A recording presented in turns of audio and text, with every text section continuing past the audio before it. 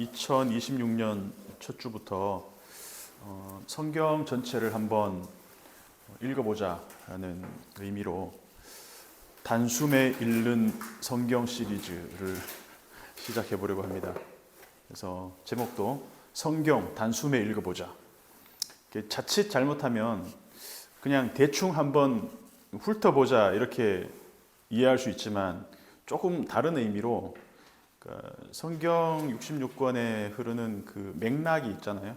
그 맥락을 어떤 모티브를 중심으로 해서 한번 좀 봤으면 좋겠다는 생각이 있습니다. 그래서 처음에는 제목을 성경 훑어보기 하자. 훑어보기가 조금 더 그냥 대충 이렇게 막 근성으로 읽는 것 같은 그런 의미가 있어서 어감 때문에 단숨에 읽어보자 이렇게 바꿨는데 이것도 좀 하고 보니까 약간 좀 그래요. 어쨌든 간에 메타 내러티브, 큰 그림 안에서 66권 전체를 한번 이렇게 들여다볼 수 있는 시간이 되기를 바라는 마음으로 2026년을 이렇게 한번 정해봤습니다. 그래서 당연히 첫 번째 시간은 창세기를 보는 시간이 될 텐데 창세기는 뭐 우리가 잘 아는 것처럼 모세오경에서도 가장 이제 마스터키가 될 수 있고 또 모세오경은 전체 성경을 여는 마스터키가 될 수 있는 거죠. 그래서 창세기를 제대로 이해하면 모세오경을 보는 눈이 열리는 것이고 그리고 모세오경을 바르게 이해하면 성경 전체를 보는 눈이 열리는 것이죠. 마찬가지로 성경을 보는 이 어떤 그 원리와 맥락을 보는 눈이 열리면 우리 시대와 또 세상을 해석할 수 있는 눈이 열리는 것입니다. 그 출발이 창세기라는 것이죠. 그래서 오늘 저는 뭐 많은 어떤 키워드도 있고 어떤 모티브가 있겠지만 세 가지 키워드를 한번 정리해 봤습니다. 창세기를 첫 번째는 불러냄, 두 번째는 가족, 세 번째는 복입니다. 창세기는 불러냄의 이야기고 그리고 가족에 대한 이야기고 복에 대한 이야기입니다. 세 가지로 한번 정리를 해봤습니다. 처음에 성경을 열면 불러내는 이야기로 시작합니다. 혼돈과 공허 가운데 무질서 가운데서 하나님이 하나씩 불러내심으로 하나님의 불러내심에 응답하심으로 창조가 시작되는 것이죠. 빛을 불러냅니다. 어둠으로부터 빛을 불러내셔서 나누십니다. 그러니까 하나님이 불러내시기 전에는 분리된 공간이 없었지만 불러내심 이후는 어둠과 빛이 각각의 공간이 분리가 되는 것이죠. 그래서 어둠만 지배하는 공간이 어둠과 빛이 각각의 나누어진 공간으로 분리가 되는 것이죠. 물론 뭐 낮을 주관하고 밤을 주관하는 그래서 어떤 한 공간 안에서 어둠과 빛이 분리되긴 하지만 어쨌든 간에 시간이 분리되고 공간이 분리됩니다. 원래는 물로만 덮여있던 공간을 하나님이 공간을 불러내고 분리했을 때 물에서 드러난 부분이 묻이 되었습니다. 땅이 됐습니다. 시간이 분리되고 공간이 분리됐습니다.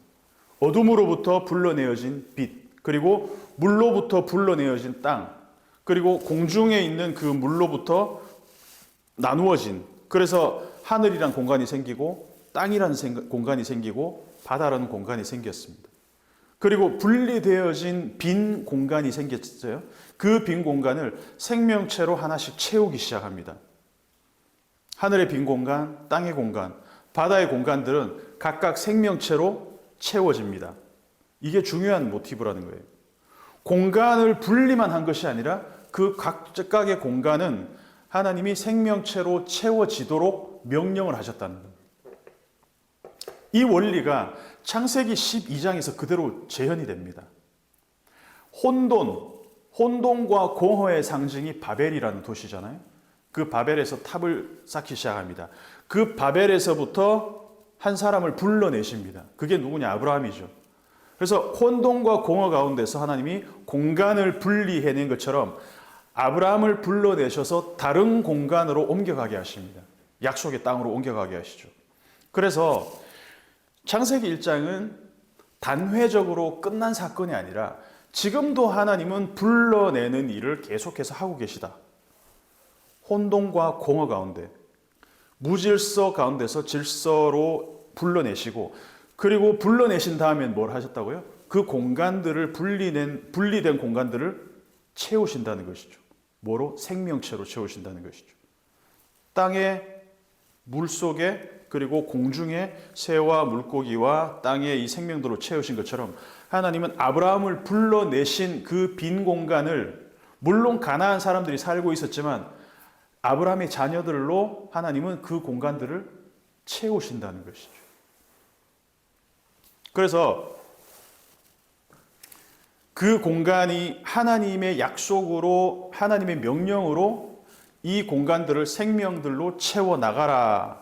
처음에는 혼돈과 공허 상태에서 하나님이 공간들을 나누고 생명체로 채우신 것처럼 아브라함에게 약속하실 그 공간도 채우실 분이 누구시냐면 하나님이라는 것입니다.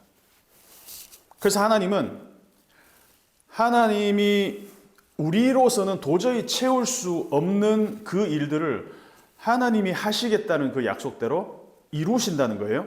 그래서 아브라함을 불러냈을 때 아브라함은 그 공간을 채울 수 있는 능력이 없었습니다. 왜냐하면 아브라함과 사라는 공간을 채울 수 있는, 자녀를 가질 수 있는 능력이 없었어요. 불임이었어요. 그래서 로마서에 나온 것처럼 없는 것을 있는 것으로 불러내시는 하나님이 마치 바다의 모래알처럼 하늘의 별처럼 여러 민족의 아버지가 되게 하실 것이다. 창세기 1장이 약속의 땅에서도 아브라함을 통해서 다시 재현되게 할 것이다라는 것이죠. 그래서 그 빈 공간을 불러내시고 그 빈 공간을 생명으로 채우게 하신다.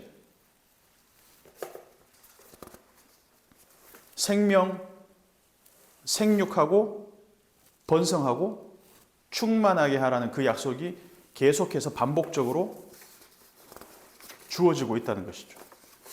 그래서 일시적으로 심판이 있습니다. 심판은 뭐냐 하면 하나님이 분리해낸 그 공간들을 다시 혼돈 가운데로 그 드러나 있던 모든 것들을 다시 다 이렇게 이전으로 되돌리는 것이죠. 그래서 하나님이 분리된 공간들을 채웠던 작업들을 뒤집는 것이 심판이죠. 물로부터 땅을 분리하는 것이 창조라면 드러났던 땅을 다시 물로 뒤덮어버리면 그 경계가 사라집니다. 물과 땅의 경계가 무너진 상태가 그게 하나님의 심판이죠. 그래서 노아의 홍수 심판은 하나님의 질서 체계가 창조 이전의 상태, 혼돈으로 돌아간 것이 심판인 것이죠. 우리 일생도 마찬가지예요. 처음부터 혼돈과 공허에서 인생을 시작한 사람들이 있습니다. 그 중에 대표적인 사람이 야곱입니다. 그래서 야곱의 인생도 하나님의 이 창조 체계가 리셋될 필요가 있었다는 거예요. 그 야곱의 혼돈과 공허로부터 하나님이 불러내셨습니다. 그 새로운 질서로 불러내신 분도 하나님이라는 것이죠.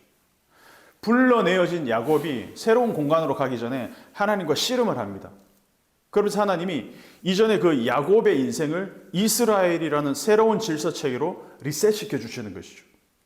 성경의 모든 인물들이 다 마찬가지입니다. 특별히 창세기에 나오는 인물들. 그래서 창조라는 것은 창세기에서 단회적으로 끝난 것이 아니라 지속적으로 하나님의 불러내심으로 창조는 지금도 이루어진다는 것이죠. 아브라함을 통해서 이루어지고 우리를 통해서도 이루어지고, 그런데 언제든지 우리는 이전의 상태로 회귀할 수가 있다는 거예요. 혼돈과 공허 상태로 돌아갈 수가 있다는 것이죠. 출애굽, 애굽에 살던 사람들을 하나님이 다시 약속의 땅으로 불러내시잖아요. 그런데 그 사람들은 혼돈과 공허 가운데 살았던 그 시절을 더 그리워해서 애굽으로 자꾸 회귀하려는 그 본능이 생긴다는 거예요. 우리도 마찬가지입니다. 그럴 때마다 하나님은 새로운 체계, 새로운 하나님의 그 창조 질서 가운데 우리를 새롭게 계속 불러내신다는 거예요. 그리고 그 불러낸 공간들을 생명으로 채워나가려고 합니다. 그 이전에는 생명이 아닌 것들로 가득 채워나갔던 공간들을 하나님이 새롭게 생명으로 채워나가길 원하신다는 것입니다. 이것이 첫 번째 모티브, 불러냄의 모티브라면, 두 번째는 가족입니다. 성경은 가족의 이야기입니다. 특별히 창세기는 가족의 구성과 그 구성된 가족이 해체되고 다시 회복되는 이야기를 다루고 있습니다. 가족의 결성된 가족이 붕괴되고, 그리고 그 가족이 회복되고, 그 가족들이 나누어지고, 그래서 창세기는 톨레도트, 이 족보라는 말이 10번이나 반복됩니다. 누가 누구를 낳고, 누가 누구를 낳고, 누가 누구를 낳고. 아브라함이 이삭을 낳고, 이삭이 야곱을 낳고. 그래서 가족이란 게 뭐냐? 원네스. 원래는 하나였다. 원래는 하나님 한 분이었으나 하나님이 만드신 사람, 한 사람을 만드셨어요. 그 한 사람을 통해서 아담을 통해서 여자가 나오고 남자와 여자를 통해서 가족이 생겨나고 하나씩 둘씩 이렇게 생명의 확장인 것이죠. 원래 하나였던 존재에서 생명이 확장되는 것이 가족. 아브라함을 한 사람을 불러냅니다. 그런데 그 한 사람을 통해서 하나님이 계속해서 번성하게 하시죠. 그리고 나중에는 아브라함 한 사람을 불러낸 나중에는 창세기를 끝날 때쯤 되면 야곱의 12아들을 통해서 수많은 사람들이 이렇게 가족의 확장이 되는 것이죠. 그래서 가족이 생겨나고 그 가족이 해체되고 다시 회복되는 이 반복적인 사이클이 있습니다. 아담과 하와 부부 사이에 하나님이 만드신 그 가정에 균열이 생겼습니다. 가인과 아벨, 형제 간에 균열이 생겼습니다. 폭력과 살인으로 이어집니다. 그리고 이 균열이 확장되면서 가족이 해체가 됐어요. 민족과 민족이 생겨났습니다. 균열이 생겼습니다. 그런데 균열도 하나님은 한 민족과 또 다른 민족을 이렇게 해체가 되는 것을 통해서 하나님은 다양한 민족들을 만들어 가신다는 것이죠. 자매와 자매 사이에도 갈등이 생겼습니다. 라헬과 레아 사이에 갈등이 생겼습니다. 그리고 시아버지와 며느리 사이에서도 부적절한 관계가 이런 아주 이 성경 특별히 창세기에 있는 가족들은 우리가 그냥 대충 봐도 엉망진창의 가족들이에요. 그런데 이걸 가감없이 이 이야기들을 명문가족으로 하나님이 만드는 것이 아니라 이 불완전한 다이펑셔널한 이 가정들을 하나님의 약속으로 계속 지속적으로 만들어 가신다는 것이죠. 약속의 이야기들로. 야곱과 에서의 관계가 회복됩니다. 요셉과 형들 간의 관계도 회복됩니다. 요셉과 형제들의 이야기는 깨어진 가족이 어떻게 회복될 수 있는지 드라마틱하게 보여줍니다. 요셉이 야곱이 죽은 다음에 그렇게 얘기하잖아요. 형들은 나를 해하려 했지만 하나님은 그것을 선으로 바꾸셨다. 이게 핵심이죠. 그리고 야곱의 축복, 마지막 야곱이 죽기 전에 두 손자를 축복하고 요셉의 아들을 축복하고 그리고 야곱의 12아들을 축복합니다. 창세기 톨레도트 가족 이야기의 결론이죠. 차별과 분열과 갈등과 해체로 이어졌던 이 가족이 축복으로 마무리되더라는 것입니다. 그래서 정리하면 창세기 족보는 성공한 가문의 족보가 절대 아닙니다. 자랑할 만한 족보도 아닙니다. 찢기고 상처나고 흠도 많고 숨기고 싶은 부끄러운 족보입니다. 근데 그럼에도 불구하고 이 불완전한 가족들의 이야기를 숨김없이 다 까발려서 기록하고 있습니다. 그래서 도무지 가망 없는 그 가족들의 이야기가 이상한 방향으로 흘러간다는 것이죠. 도무지 연결될 가능성이 없는 가족들을 다시 이어붙이는 내용들이 가득합니다. 시아버지와 며느리 간의 그 부적절한 관계 가운데서 생겨난 자녀를 통해서 예수 그리스도가 오신다는 것이죠. 도무지 이세가 만들어질 수 없는 그 불임 가정들이 연달아서 나오는데 그럼에도 불구하고 하나님이 그 가족들을 이어가시더라는 거죠. 생명으로 이어가시더라는 거죠. 지속적으로. 이런 가족들로도 하나님은 약속을 이루시더라라는 이야기를 이 가족의 이야기들을 통해서 우리에게 계속 알려주고 있다는 것입니다. 세 번째는 복의 이야기입니다. 복. 우리가 창세기를 읽을 때 이해해야 될 복은 기본적으로 제가 자주 요즘 표현했던 거지만 non-제로섬의 복입니다. 일반적으로 우리가 알려진 복은 소유하는 겁니다. 복 받아라. 내가 복을 받는 것이죠. 그래서 한정된 복 가운데서 총량이 주어진 상태에서 누군가 복을 소유권이 많아지면 많이 점유할수록 상대적으로 복을 박탈되는 사람이 생기잖아요. 자원이 고갈되는 것처럼 복을 소유 개념으로 생각하면 일반적으로는 그래서 너에게 주어진 복을 내가 뺏어야 내가 복을 나의 것으로 만들어야 그래서 파이 뺏어 먹기니까 결국 궁극적으로는 제로섬의 복인 것이죠. 에서가 받을 축복을 야곱이 뺏어야 에서의 복이 나에게로 온다고 야곱이 믿었어요. 그래서 장자권을 자기가 뺏고 축복도 자기가 받고 그 모든 것을 내가 다 끌어당겨서 그러면 에서는 결핍이 되죠. 야곱이 이해했던 세계관은 복이라는 것은 그런 세계였다는 것이죠.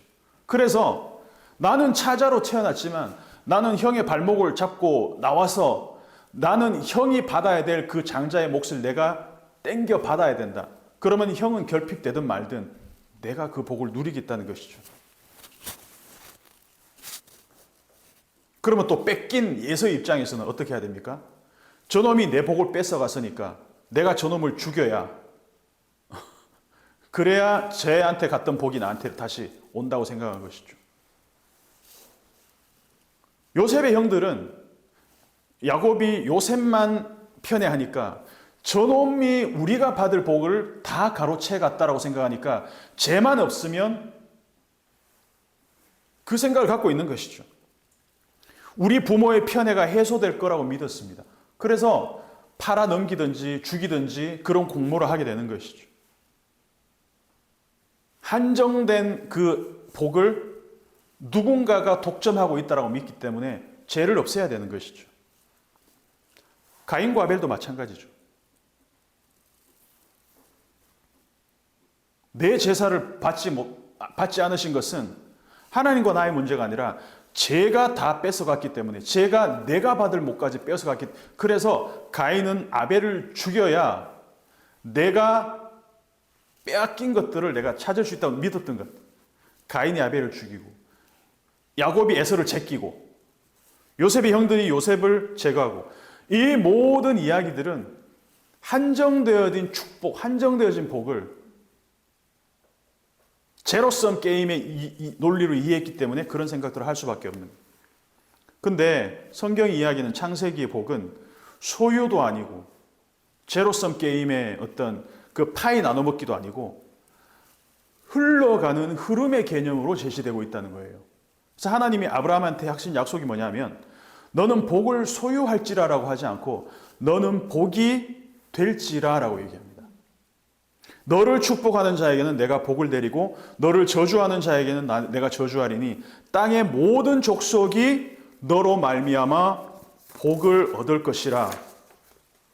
그래서 이 성경의 복을 이해를 해야만 우리는 복이 소유가 아닌 제로섬 게임이 아닌 파이 나눠먹기가 아닌 모두가 함께 누리는 생명의 잔치가 될 수도 있구나라는 것을 이해할 수 있다는 것이죠. 누군가 복을 많이 받을수록 누군가 결핍되는 것이 아니라 이 복이 흘러가기 시작하면 나에게서 흘러나간 복이 누군가를 풍요롭게 하고 또 그런 식으로 계속 흘러나갔을 때 어느 누구도 결핍이 없는 누림의 복이 될 수 있다는 것이죠. 이걸 잘 보여주는 게 오병이어잖아요. 그 오병이어의 공간에서는 한정된 자원, 물고기 2마리와 보리떡 5개가 있었지만 그 한정된 자원이 한 사람의 배를 채우고 끝난 것이 아니라 모든 사람이 아무도 굶주리는 사람 없이 함께 먹음의 복이 나누어졌다는 것이죠. 이게 가장 잘 보여주는 복의 이야기입니다. 마치 이 한강에 물이 흐르는 한 서울과 경기 지역에 있는 모든 사람들이 식수를 마실 수 있는 것처럼 한정된 어떤 저수지의 물을 마신다 그러면은 그 저수지 물이 끝나면은 누군가는 어느 순간에는 끝나는 것이잖아요. 하지만 이 강이 흐르는 동안에는 누구도 목마르지 않고 물을 공급받을 수 있는. 그래서 이 성경의 복의 개념을 가장 잘 이해한 사람이 저는 요셉이라고 생각합니다. 그래서 요셉은 형들과 좀 달랐던 게 이 부분이에요. 형제들이 회복되는 게 나에게도 복이 된다는 것을 요셉이 알았습니다. 그래서 복수하지 않을 수 있었어요. 물론 그런 마음들은 있을 수도 있었겠지, 복수하고 싶었겠지만 식량을 나눌 수 있었어요. 결과적으로는 애굽에 있었던 요셉이 한참 멀리 떨어져 있는 가족들에게도 그들의 생명을 살릴 수 있는 복이 되었다는 거예요. 창세기의 방향성을 보면, 그래서 한 개인의 성공을 다루거나 한 개인이 복을 받거나 한 개인이 구원을 얻는 이야기로 끝나지 않습니다. 한 개인에서 시작해서 가족과 공동체 전체로 이 복이 확장되는 구조를 보여줍니다. 아브라함 한 사람에게 주어진 복이 열방으로 뻗어나갑니다. 요셉 한 사람에게 주어진 복이 자기의 가족과 민족 전체를 구원하는 복으로 뻗어나갑니다. 그래서 성경의 복, 성경의 구원은 항상 공동체성을 원칙으로 합니다. 주 예수를 믿어라. 그러면 너와 내 집이 구원을 얻을 것이다. 정리를 하면 하나님이 주시는 복은 구원도 마찬가지고 경쟁의 결과로 내가 얻는 것이 아니라, 경쟁의 전리품으로 얻는 것이 아니라 나를 통해서 너도 살아나는 생명의 연대라고 봐야 된다는 것입니다. 이 관계가 살아나는 것, 은혜가 확장되는 것, 내가 받는 은혜가 확장되는 것. 근데 이단을 보면 경쟁의 전리품입니다. 구원은. 내가 더 열심히 하고 더 열심히 했을 때 그 구원도 제로섬 게임인 것이죠. 지난번에 얘기했지만 성경은 전혀 그렇지 않다는 것이죠. 하나님은 모든 사람이 구원 얻기를 원하신다라고 디모데전서에 이야기하고 있잖아요. 그래서 이 세 가지 모티브, 불러냄, 두 번째는 가족 이야기, 복의 이야기, 이거를 지금 우리에게 적용을 한다면 하나님은 지금도 혼돈과 공허 가운데 우리를 불러내시고 계시고, 지금도 깨어진 가족을 회복시키시고, 그리고 경쟁의 결과로 쟁취하는 복이 아닌 함께 누림의 복으로 세상을 계속해서 창조하시고 새롭게 하고 계시는 하나님 이야기가 현재 우리가 이 창세기를 읽어야 하는, 우리의 삶 가운데, 우리의 이 현실 가운데서 창세기를 실현해내는 이 맥락을 우리의 이 컨텍스트로 확장해 나갈 수 있는 이야기로 읽어야 된다는 것입니다. 오늘 창세기 이야기를 통해서 이 창세기의 이 세 가지의 이 주제, 불러냄과 그리고 복, 그리고 가족, 이 이야기들이 우리의 지금 맥락 가운데서도 계속해서 현실, 리얼라이즈 되는 그런 은혜가 있기를 소망합니다. 함께 말씀을 기억하면서 좀 기도했으면 좋겠습니다.